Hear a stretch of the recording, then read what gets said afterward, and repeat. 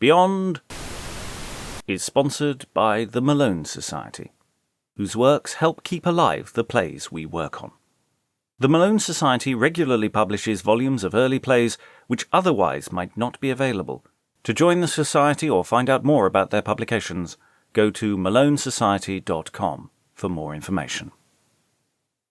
Hello and welcome to the Beyond Podcast. And today we are joined with someone who is here to talk about the practicality of performing an early modern text in an early modern way. I say early modern. We can go back to the medieval with this as well, in the sense that for straightforward practical reasons, paper's expensive. And so rather than print out an entire script, because they can't really do that, especially not in the medieval period, people will be presented with a Q script, and someone who has been doing practical work on how Q scripts might have functioned is with me today. So my wonderful guest, who are you and what is your purpose in life? Oh my golly. Well, I am Lizzie Conrad Hughes. I am artistic director for... I've got permission to say the name of my company? Yeah. Okay. I'm artistic director for Shakespeare, and you all heard that I had dispensation to say that.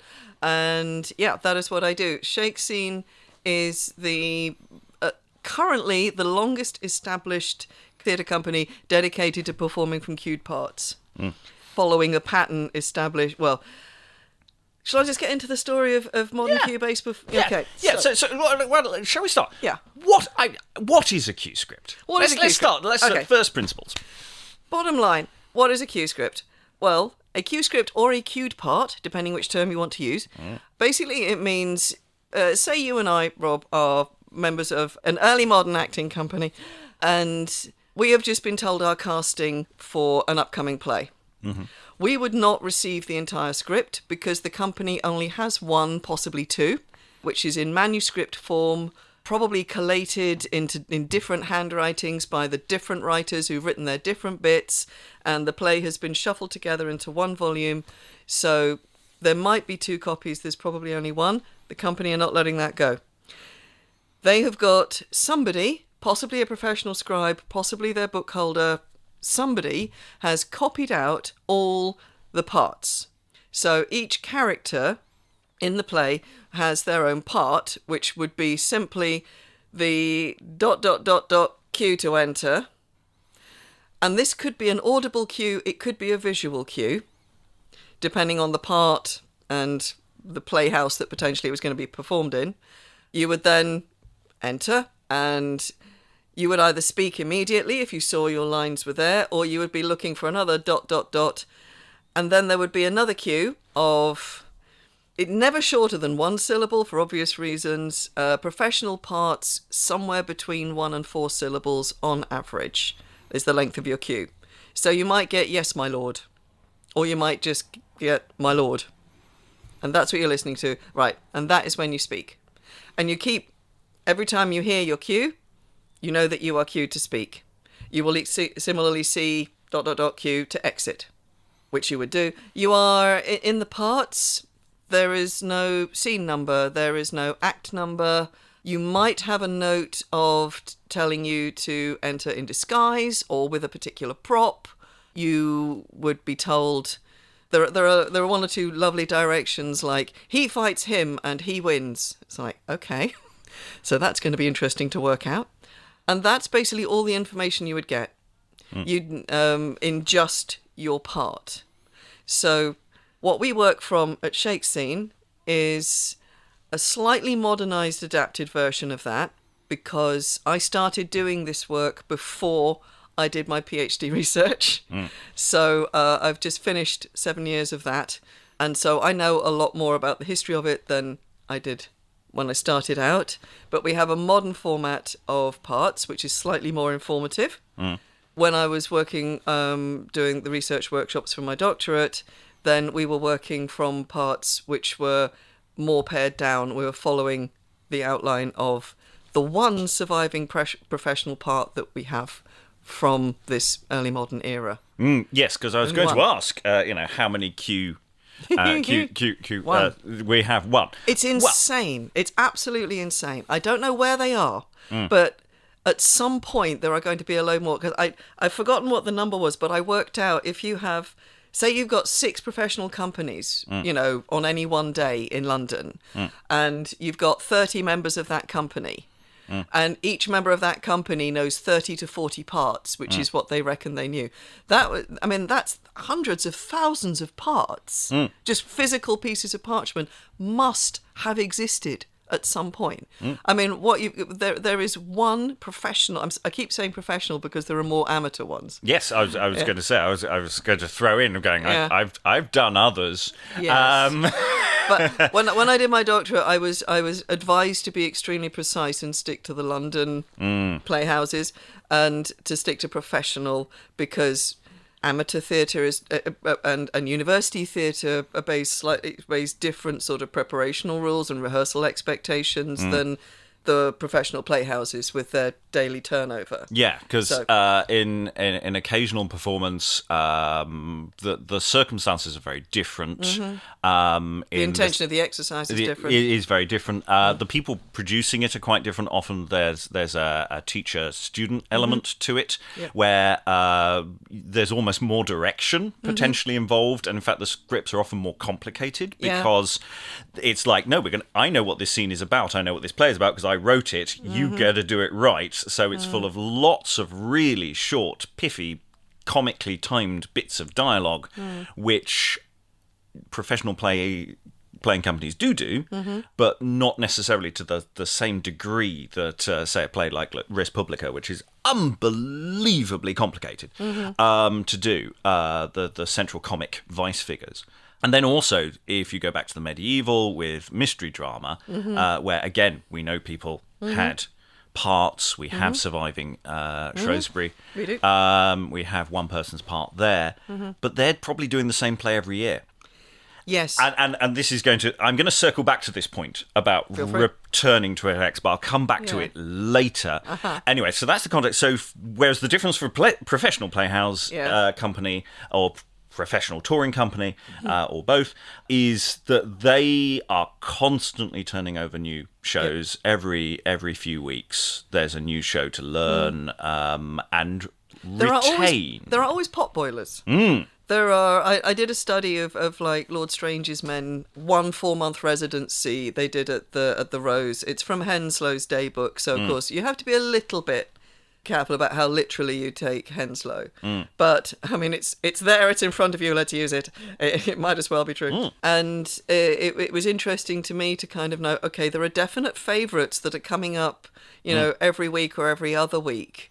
Jew of Malta turned up a lot, Spanish Tragedy turned up a lot. So that's kind of fun, because once you've got that one going in that space, then clearly it doesn't need attention in the same way as like, okay, we've done 10 plays since the last time we did it, but we've done this play 20 times in the last year. So it's not going to be the same kind of weight or problem of getting it back up and running. Yeah, and the nature of memory and how that works. I mean, I know from my own practice that you can basically, if you decide not to forget the play you've done, if you know you're going to do it again, retention is remarkable. Yeah. Remarkable. As a storyteller, I would, put a story aside for years and then come back, and it would take a day, and I could do a reasonably good version of it. And so that's where the utility of Q scripts, and again, this is I think we might circle back to later, of how useful they are once the play is on. Yes. Oh yes. But let's go back to first principles. Yes. So people have known about the practice of Q scripts for a long time. Yes. Q scripts were still being used into the 20th century. Yes, they were, absolutely. Because slightly differently, one has to say. Absolutely. Because you're dealing with, because it's weekly, fortnightly rep, and they're copying out their part because they're trying to sort of reduce the number of copies of the play. So you're dealing with parts which are copied from plays, but the plays themselves are not necessarily written with the same awareness of this is how they are going to be. I mean, there's a very reasonable and enjoyable argument on my part for saying a parts basis is really the only justifiable way of studying any play from the early modern, because that was the way they were written to be studied. You know, the playwrights knew that this is what was going to happen, that they would be cut down into parts. This is the kind of information that the actors would get, and the kind of process they'd go through to get them on. So that's just a fun argument to have with people sometimes. Yeah. However, it has been studied in our modern times as to how perhaps to work with cue scripts. So what's been the practice before your practice, as it were? Okay, so we go back to the 1980s and the committees that were meeting on. If we're talking specifically about the clients of modern practitioners experimenting with what they believed cue-based practice to be in the early modern. Yeah, right. So, according to my research, it goes back to the meetings that were being had about the Sam Wanamaker Globe rebuild project. Well, rebuild. Big. Yeah. And because big air quotes happened. Big there, air quotes people. happened then. Yes, that was fun. We are a podcast. Air quotes occurred just there. So there was a lot of talk about authenticity and original practices was their word. Sam Wanamaker was very keen on as much original, being as close to doing it how they did. So there were all these conversations about original music and movement and clothes and fabrics and instruments and all this stuff. And I don't know who, but the story is, as told by the man himself, is that somebody said, what about original rehearsal techniques? Shouldn't we use those? And apparently everybody looked at everybody else and realised that nobody knew what they were because nobody had ever researched them. So there was a theatre and TV director in the room, Patrick Tucker, and he kind of went, okay, then I'm doing that. And he went to the Dulwich Archive. He had a look at the one surviving part, which is Orlando from Orlando Furioso by Robert Greene. So I'm allowed to mention him. Yeah. Mention Robert Greene as much as you like. We love a bit of limb bashing. Yes, limb carrying. Yeah. So he looked at that part and he looked at the kind of information, the amount of information that was in there. And he looked at Henslow's diary and saw the daily turnover. And he drew the not unreasonable conclusion that therefore that he saw no time for a director-led immersive rehearsal process, such as post-Stanislavski actors, modern actors would deem absolutely essential. There's no other way to do it. You've got to be in a room for a week or 2 weeks or 3 weeks or 3 months or however much budget you've got. And you're there and you're all doing the read and discuss and peel the onion kind of psychology, and that everybody's got to understand everything. And then you rehearse the whole play. So he saw that there was no time for that, which there isn't. Not according to our lights, anyway. Not to our period. And so he came to the conclusion that therefore there was no rehearsal. And he knew about parts, because we have little evidences from, meta-theatrical references in plays of the time, about actors receiving their part, working from their part, being out of their part. There is a fashion at one point for play prologues where actors are arriving and kind of going, oh, hi, who are you playing today? Oh, gee, is that the play we're doing? So there was all this evidence for no rehearsal, just knowing your part, not knowing what else was going on. And he started experimenting with, actually holding workshops with actors that he knew, and it all seemed to go very well, that people would just have their part. They'd have a few simple basic directions. They'd maybe have a one-to-one with him on the text. Nobody read the play. Nobody was given the play. You were discouraged from reading the play. And basically, he off the back of that created a company, the Original Shakespeare Company, and they did 28 productions of various plays, mostly by the guy we don't name. In fact, entirely by the guy we don't name. That included, they did 2 productions using their technique at the Globe in its opening years. Then that kind of folded. And there are various stories about why that didn't go any further. And that they're the kind of stories we discuss off mic, but we're a positive. We're a positive group. We are indeed, and plus they're in all sorts of books, so you can read them. You can find the gossip elsewhere. I'm not going to give away anything new if I told it, but it's that. So that didn't. But But there was a very strong enthusiasm for this work in the actors who were doing it, and in Patrick Tucker and his partner Christine Ozanne, and so they really believed in it, and they kept it going for quite some time, and then gradually, as life progresses, there is an interesting little hookup in the worlds of practice and theory-based academia. I'm never quite sure how to say it, but because Patrick Tucker's niece is Professor Tiffany Stern of the Shakespeare Institute, who is an amazing, amazing person. She did her PhD on rehearsal from to Sheridan. Basically, she wanted to research her Uncle Patrick's theories and sort of look into the history behind them. Didn't come to a particularly strong conclusion about whether or not, but she had a general feeling that there was more rehearsal than possibly Patrick Tucker had first imagined. But she, being more of a sort of historical, document-based researcher, that's kind of her side. So the technique continued in the Drama Studio London, used it for many years as their introduction to for their students, being taught by former members of Patrick's company. But it didn't really catch on over here. It caught on in America in a slightly different way. Basically what happened was, so that kind of went a bit fallow, and then in about 2010, 2011, I picked up Patrick Tucker's book. He wrote a book, The Secrets of Acting Shakespeare. And I was at that time researching, I'd been persuaded to start teaching, and I thought, I'd better read that.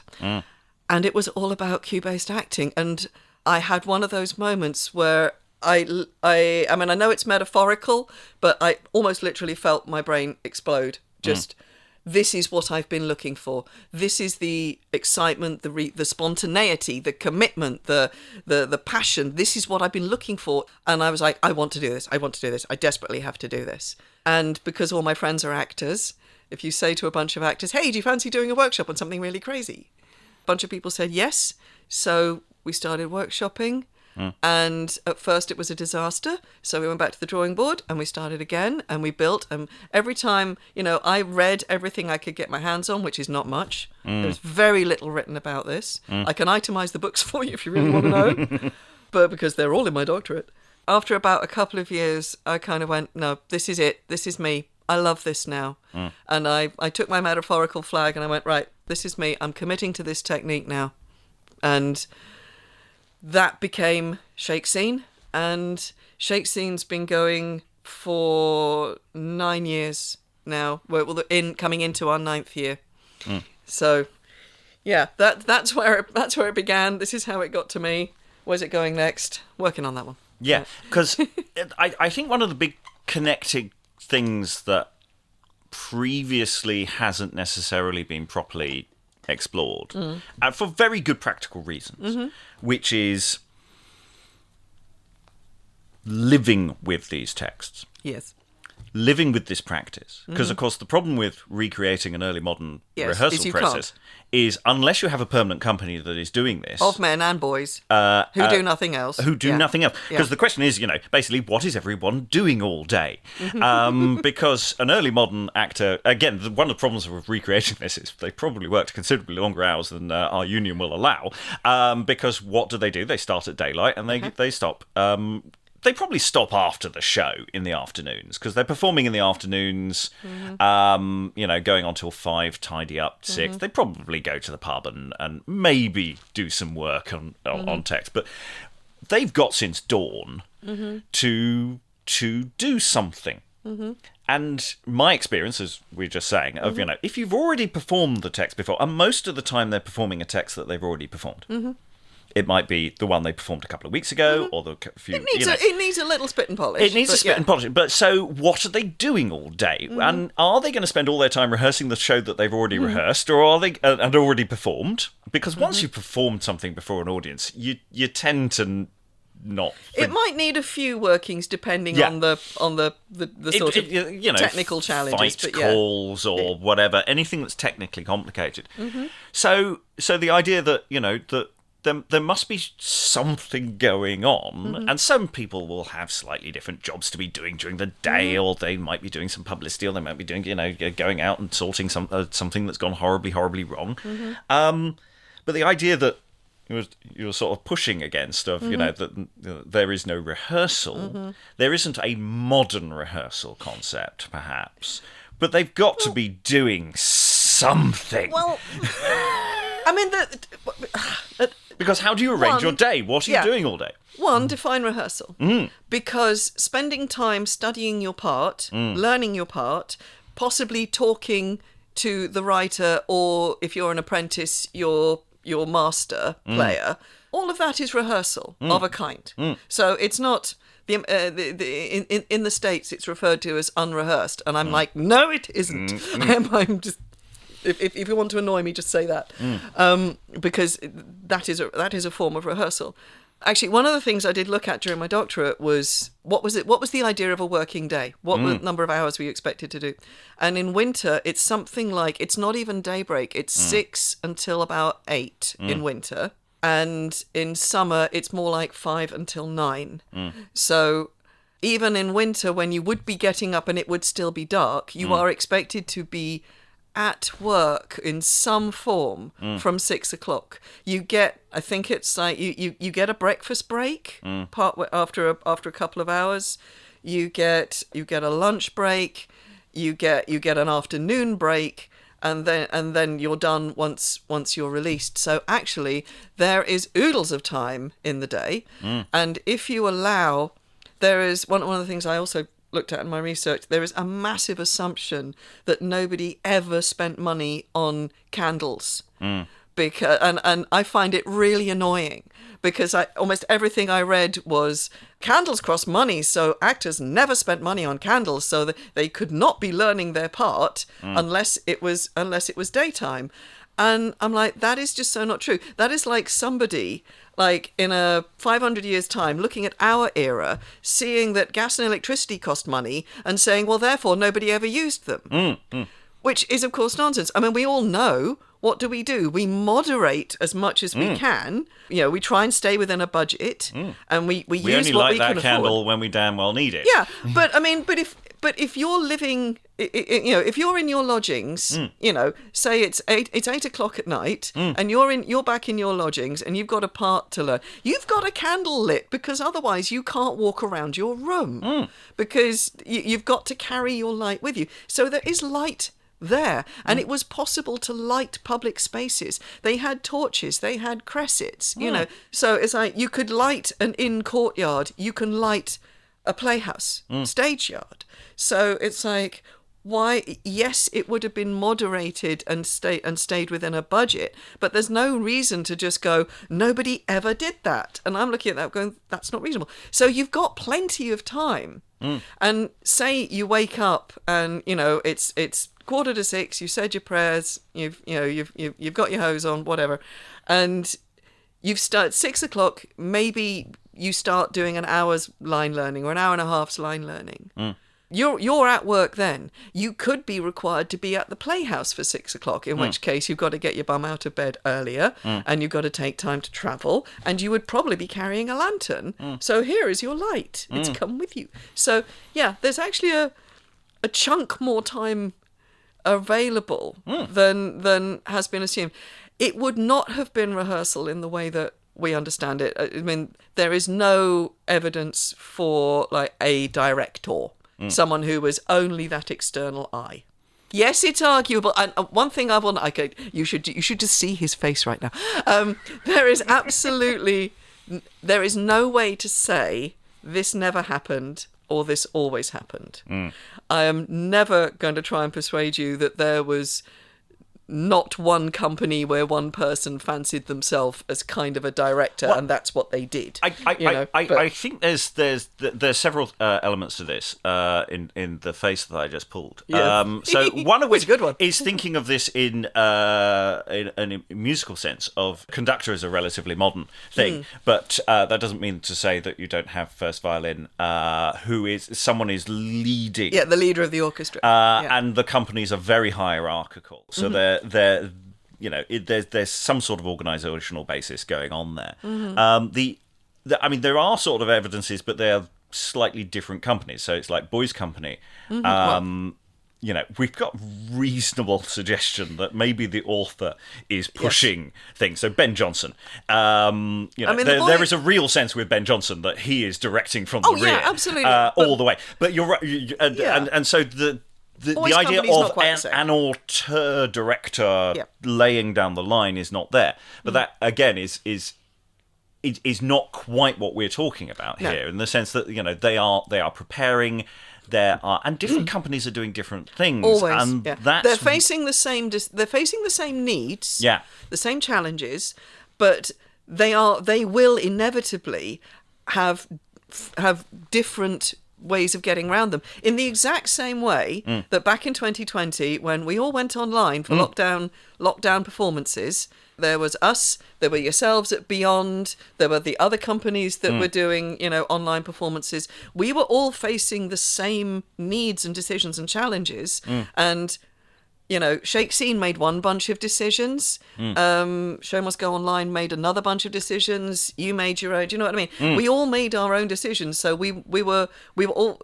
So you cannot tell me that wouldn't have happened then. Well, because it was exactly the same sort of feeling. Well, it's also there are different scale of companies. Yes. We've effectively got number one houses and then touring companies who are primarily on tour, and also we've got a massive date range here.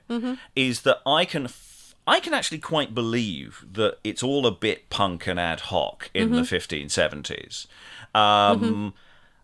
I kind of, once you get into the early 17th century, that the bigger companies are not actually really quite organised in how they function, and that there are things in place. And I think Tiffany Stern has written about using analogues from later playhouses in the Restoration and projecting back about actually how the behind the scenes infrastructure, about outsourcing of memory and to other people who are off stage, the bookkeeper, but also potential other people who know when you need to be on stage, get in this costume, shoving you on, and that you don't necessarily need to know those bits of information. But again, that depends on the scale of the company and also the turnover of plays, because the turnover of plays is a problem, because we are working off one source as to what the turnover of plays is from a very specific time and quite a specific company and one specific playhouse. Exactly, because only one set of conditions applies within the rows. Well, I know there are two minor iterations, but basically you're looking at one particular kind of playhouse. Yeah. So so the question of how often you're turning, and the thing is, they have actually quite a good lead time between new productions as well. It's better part of a month a lot of the time. It does vary. Obviously, sometimes things go wrong. They desperately need a new play quick because all the old plays aren't selling as well as they thought they would. Because that's life, and life is unpredictable, people. But also, in a well-organised playhouse, you've got plays potentially quite well in advance, so that people have time to learn them in a more holistic fashion rather than we've got to get this up next week. Yeah. And this idea of turnover pressure is, it's not even just about rehearsal, it's about learning your lines. But there's time in the day for that. There is time. As well as time to rehearse whatever you might be going to do next and think. I go into a lot of detail in this in my doctorate. I'm not going to say anything more. Actually, I just realised I'm giving away my gold because you can ask for cuts later. But also just on that thing about cue scripts, because cue scripts initially are really quite annoying. I love them, but yes, they are. They're wicked. No, they're their teasing. utility comes when you come back to your part. Okay. This is the thing. When I've done plays, or I've returned to plays, or I know there's going to be a break between plays, I will, if in a modern context, you have the script. Yes. And then, I'm coming back to this in a couple of months' time, so I then create a 3-page cue script iteration. Because then it's really useful, because I already know the rest of the stuff. Yeah, you just want to remember what you're doing. And that's what's so useful about a cue script when you have a repertoire, is that you can just pick up your bit of paper and remember what you've got to do. And you don't need all the rest of the information because it's irrelevant. And that's where they become really useful, as opposed to if you initially present someone with a cue script, it's annoying because it's like, yes, okay, maybe I don't need the rest of the information. I'd like it, though. But I'd like it. But also, I mean, going back to the early modern period, that if they're working on site, where are the books kept? Where is the book kept? It's on site. I don't believe that they refuse to let you have access to the play that you're rehearsing on some level. Yeah. Not detailed take-home and study, but the idea that you don't have an idea of the schema of the play is sort of... no, I mean, that is... if you think about the process by which plays were created, right? So first out, you're a playwright or a team of playwrights pitch an idea, say to Henslow, and Henslow goes, right, I will buy that, here's your money, I want it in 3 weeks. So then off you go, your Beaumont, your Fletcher, you kind of go, right, I'll write this bit, we need someone else, right, go and get Rowley or Decker or Ford to write that bit. And so you all get together and you agree who's writing which bit, and you agree by when, and then here comes the play. The play becomes a thing. Partway through that process, it is extremely possible that you, the playwright, had an evening session with at least the sharers of the intended company so that they could hear the scenes we've got so far, because they'd be going, so my part is, who am I? Okay, I'm here. So you've got your sharers. They want to hear their part. They want to hear that their part is good enough. If they've got an apprentice, they want to know what their apprentice is in for. And if that's going to be suitable for that. It's like, no, he needs to be more challenged than that because this is his graduation part or something. Or he's not doing very well, fewer words. Yeah, please. could you, yeah. Or actually, it's only his second go. Could he have 3 scenes rather than 5? So there is already, before the play is barely even created, there is already a knowledge of who, for some people in the company, who's going to be playing what, and therefore what kind of experience they're in for. When the play, it would be read, and the playwrights would go away with feedback and kind of going, oh yes, and so he's either correcting or he's continuing or whatever. The play, when it is finished, comes back to, there will be some kind of back and forth. I can't tell you that it was typical, but it is completely possible that the company, in inverted commas, because there's no evidence to say exactly how many members would have turned up for a company reading of the play. But Tiffany Stern lists accounts for beer and wine consumed at readings of X play by Y playwright, so we know that they happened. And if you think about who's in the cut, so the sharers and the apprentices and probably the fellows, or the sort of in-between level, they are committed to the company. So it's their job to turn up when required. So if there's a reading of a play, they're going to be, it's their job to be there. They don't need to be paid because it's part of their job. The hired men, yes, you probably would need to pay them to come along. But even that's a bit more money, but it's not a lot of money. But also the hired men, they're not necessarily having a very large role, so do you need to? Well, then it would depend. It's sort of like, well, we can do without Roger and Timothy, but I think we should have Tom because he's got quite a big role in it. Blah, blah, blah, blah, blah. So they would have heard it through at least once before they got there, and that almost certainly would have been read from parts because you've got one copy of the script. You can't have 20 or 30 people all trying to read from one book because that way madness lies. Unless we're going to the weird later convention of the author reads the script to the company, which would be... There were times when the author, that was something that happened. But, at the same time, if the whole company is reading the script, then they cannot read from one book. Therefore, as far as I'm concerned, they must have read from their parts, which is also a jolly useful thing to do. Speaking as someone who makes actors do this, if you have a dummy run-through of a play that you've just cut into parts... It's really useful to find out where you missed a bit, where you've cocked up. Yeah, where you've missed a bit, where a bit is repeated, or that's just handy so that you before everything goes seriously into production, you've covered yourself. And so much of this is based on, again, it's institutional knowledge. Yes. which is the really hard thing to recreate. Yes. Is the things we can do today are often much more peripatetic. There's always going to be someone who doesn't really know what's going on in the room, and you haven't necessarily done it as often as you would like. But also, in the early modern period, not only do they have that knowledge base, institutional knowledge base, but everybody knows each other. Yes. They're Very well. Very well. So it's like the writers are writing to actor.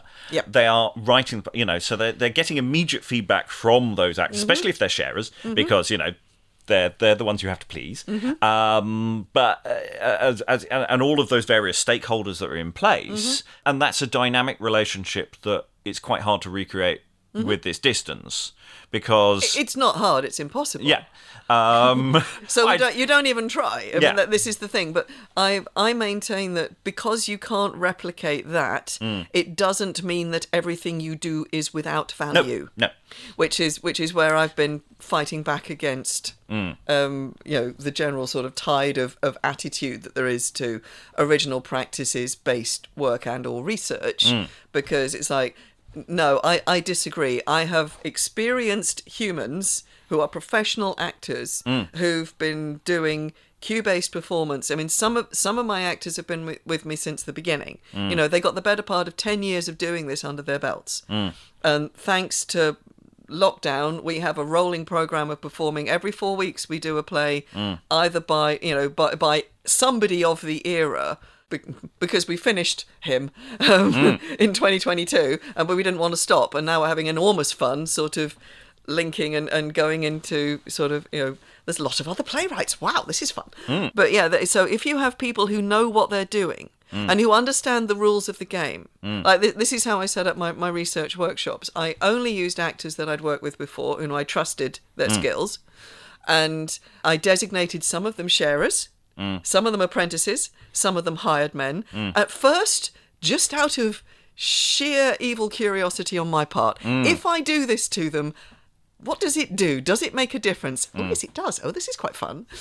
And then ultimately, by the end of my sort of, because I was going to do 4 workshops, I ended up doing 7, and it got much, much bigger and was a lot of fun towards the end. But then we really needed that structure. And it was really, I know this isn't really a word, but it was really pointful. And which was, I was kind of like, oh, good, I'm glad I did that. Yes, that these hierarchies are not unimportant to the structure of how everything functions. Absolutely. And actually, some say a modern group will balk against, this is a hierarchy we do not necessarily trust, and but it is sort of necessary to get things done, especially as you need to be relatively efficient. Yes, you do. I mean, it was quite challenging. I mean, I experimentally, because I take the role of bookholder / prompter / whichever term you like. Yeah. And there are all sorts of questions really and evidences about how prompting functions. But anyway, that's an entirely different conversation. Well, I was taking the sort of role of, because my research was looking at, if you've got these kind of documents, so I'm working with scripts, full scripts, the information you get in parts, and working with plots or replica plot documents. If you've got this amount of information, you've got this amount of time, you've got to get this script, you've got to get this amount of text into performance. Go. And I took me right out of the. I decided, for the purposes of research, what if the bookholder is not the actively stage managing director? What if that is not there? Does it still work? And the answer is yes, of course it does, in spades. Yeah. Because actors have a healthy sense of self-preservation, if nothing else. Yes. And they want to do a good job. They want to work together. They're enjoying themselves.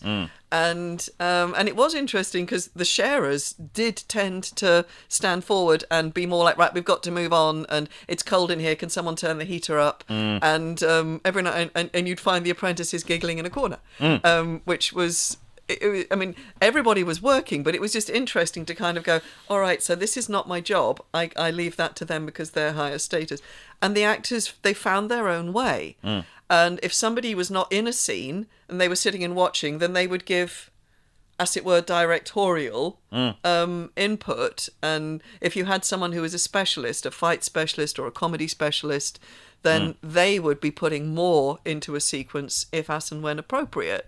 And I didn't, that was not a pre-requirement. That happened quite naturally. So I'm going, well, yeah, this works. I mean, one of the sort of on future things that I want to be doing with what we're doing, which is where we sort of eventually might collide in a productive way, not in a Yes, not yes.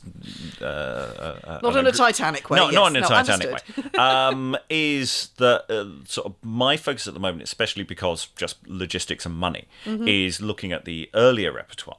Yes. With smaller companies who may be more doing occasional drama, but there are plenty of touring interluders that are out there. And the way that professional drama in the Elizabethan comes together is actually about the merging of companies.